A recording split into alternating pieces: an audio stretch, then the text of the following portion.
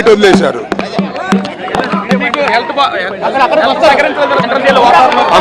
Health బాగానే ఉంది, no problem.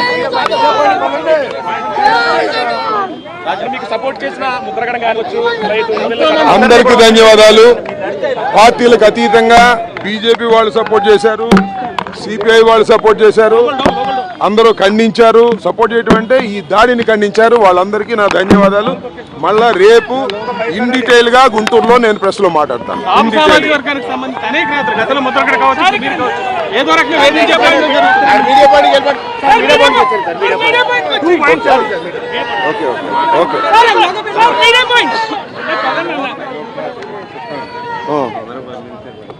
కావాలని పంపించారు.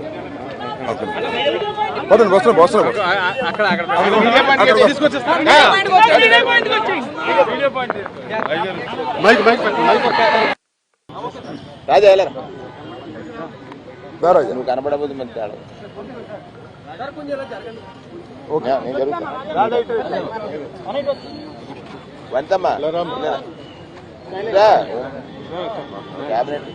ఓకే, సంతోషం. వెళ్ళేటప్పుడు సంతోషమే, వచ్చేటప్పుడు సంతోషమే. ఎందుకంటే 18 రోజుల పాటు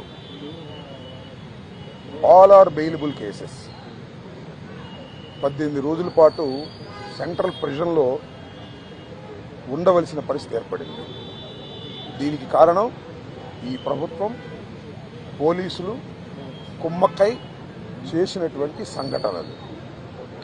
నేను చాలా వివరంగా గుంటూరు వెళ్ళిన తర్వాత మళ్ళా మాట్లాడతాను.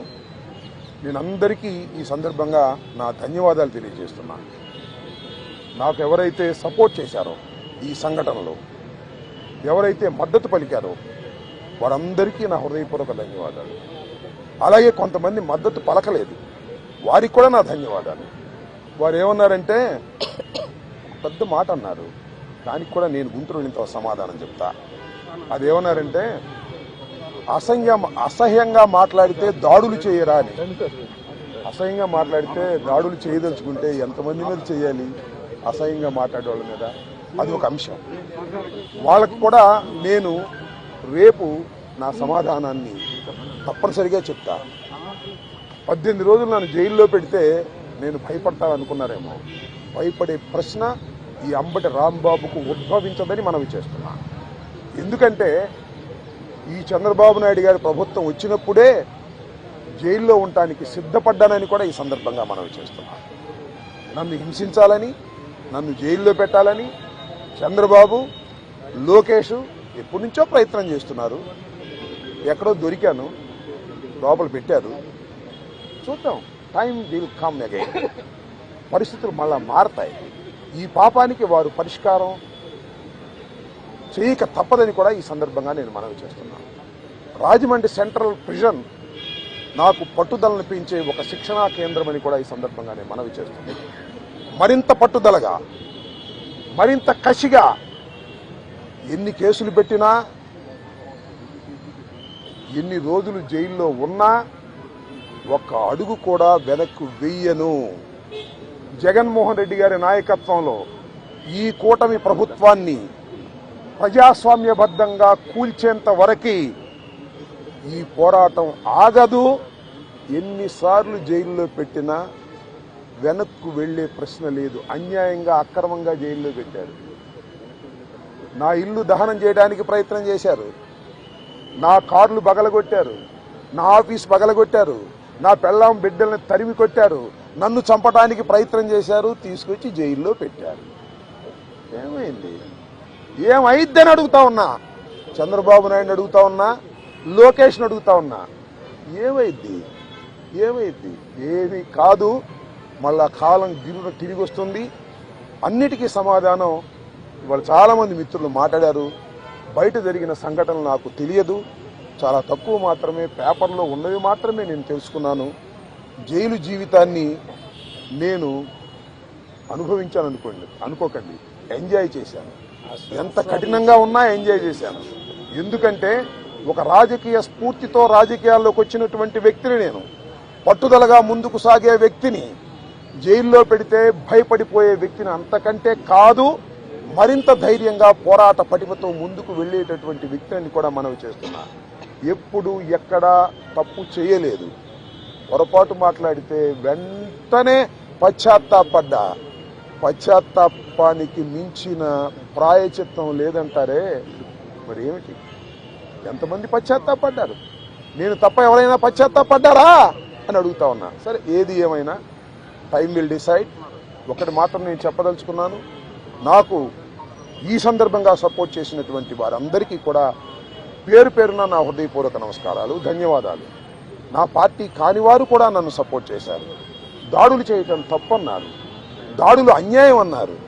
ఒకవేళ తప్పు మాట్లాడితే కేసు పెట్టి లోపల పెట్టాలి కదా, ఇంటి మీద దాడి ఏంటి అన్నారు. దాడి చేసిన వాళ్ళకు బెయిల్ వచ్చింది. దాడి చేయించుకున్న నాకు 18 రోజుల తర్వాత బెయిల్ వచ్చింది. ఏం చేయగలిగారు? ఏం చేస్తారు? దేనికైనా సిద్ధపడి రాజకీయాల్లో జగన్మోహన్ రెడ్డి వెంట నడుస్తున్నటువంటి వ్యక్తులం. ఆ రోజు రాజశేఖర రెడ్డి వెంట నడిచాం, ఇవాళ జగన్మోహన్ రెడ్డి గారి వెంట నడుస్తాం, తుదకంటూ నడుస్తాం. బొందిలో ప్రాణం ఉన్నంత వరకు జగన్ వెంట నడుస్తాం. ఏ విషయాన్నైనా, ఎన్ని కుట్రలనైనా, ఎన్ని కుతంత్రాలనైనా ఎదుర్కోవడానికి సిద్ధంగా ఉన్నామని కూడా ఈ సందర్భంగా మనవి చేస్తున్నాను. అందరికీ నా హృదయపూర్వకమైన ధన్యవాదాలు ఈ సందర్భంగా తెలియజేసుకుంటున్నాను. మళ్ళా రేపు వివరంగా గుంటూరులో ప్రతి విషయం గురించి కూడా నేను మాట్లాడతాను. ఇంకొన్ని అడిగితే అడగండి.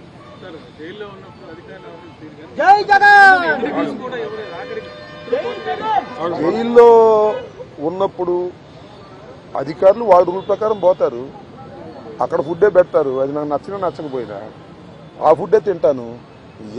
కలకాలం తింటాను ఆ ఫుడ్. ఆ పెట్టిన ఫుడ్ నాకు నచ్చలేదు, ఎందుకంటే కొద్దిగా డబ్బులు ఉండవాళ్ళం కదా, మంచి ఫుడ్ తింటాం. జైల్లో మంచి ఫుడ్ కావాలంటే వస్తుందా? కోర్టు వారు నాకు ఆర్డర్ ఇవ్వలేదు. ఓకే, జైలు అధికారులు వారి ప్రవర్తన వాళ్ళది, వాళ్ళు నాకేమో స్పెషల్గా ఏం చూడాల్సిన అవసరం కూడా నేను ఎప్పుడు కోరుకోలేదు, కోరుకోను కూడా. సామాన్య ప్రశ్నలుగానే ఉండటానికి నేను ఇష్టపడ్డాను. కోర్టు ఆర్డర్ ఇస్తే బయట భోజనం తిందాం అనుకున్నాం, కోర్టు ఆర్డర్ ఇవ్వలేదు, లోపల భోజనమే తిన్నాం. కొద్దిగా చిక్కినట్టున్నా, అయినా ఏం కంగారు ఏమి లేదు, ఏమి ఇబ్బంది కూడా ఏమి లేదు. ఆరోగ్యం బ్రహ్మాండంగా ఉంది. ఆరోగ్యం మరింత పట్టుదలగా ముందుకు సాగుతుంది.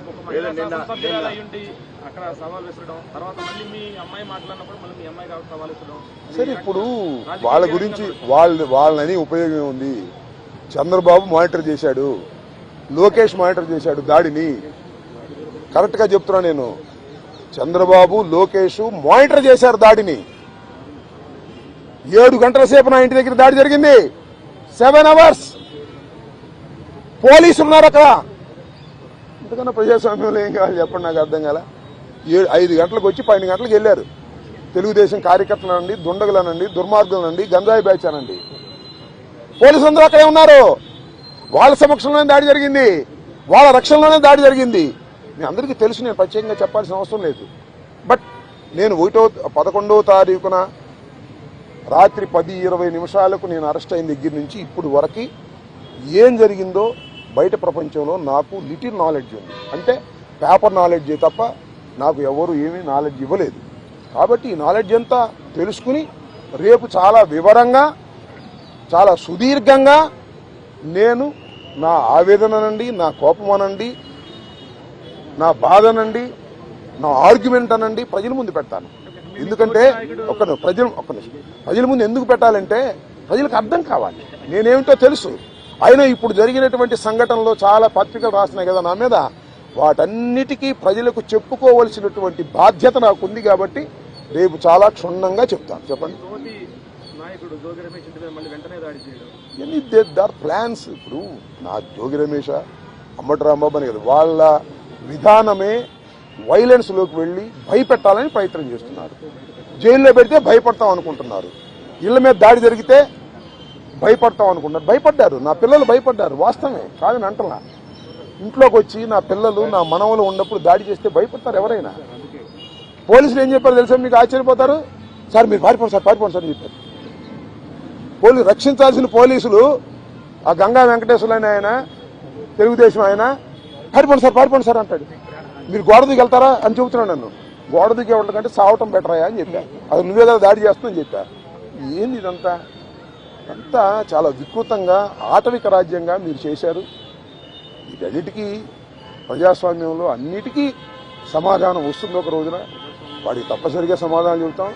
మీరు కేసులు పెట్టి భయపెట్టాలనుకున్నారు, భయపడం, మరింత ధైర్యంగా ముందుకు సాగుతామని కూడా ఈ సందర్భంగా మరోసారి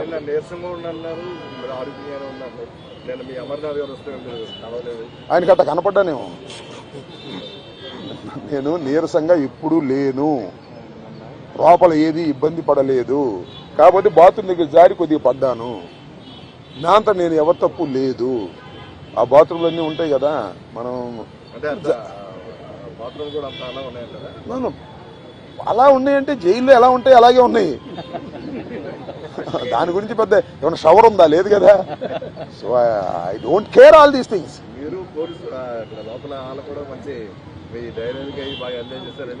ఐ డోంట్ నో దట్. ఇప్పుడు నేనైతే ఒకటి, ధైర్యాన్ని వీడలేదు, వీడను, ప్రాణాలకి తెగించే ఉన్నాము.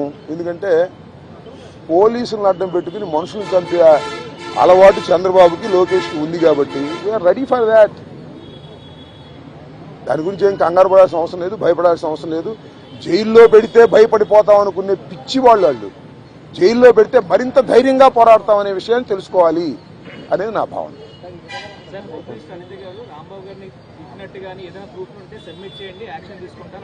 చూశారుగా మీరు, సోషల్ మీడియాలో చూడలేదా? నన్ను తిడతా ఒక ఆమె వీర విహారం చేసింది. వాళ్ళు కళ్ళుండి గుడ్డి వాళ్ళు పక్షపాతంగా వ్యవహరిస్తున్నారు. హోంమంత్రి చేతిలో ఉంది గారి గుడ్డి మైక్ తప్ప. ఆమె మైక్ హోంమంత్రి, అంతా లోకేష్ చంద్రబాబే కదా మానిటర్ చేసేది. ఆమె ఏం చేస్తుంది పాపం? అనిత ఏం చేస్తుంది?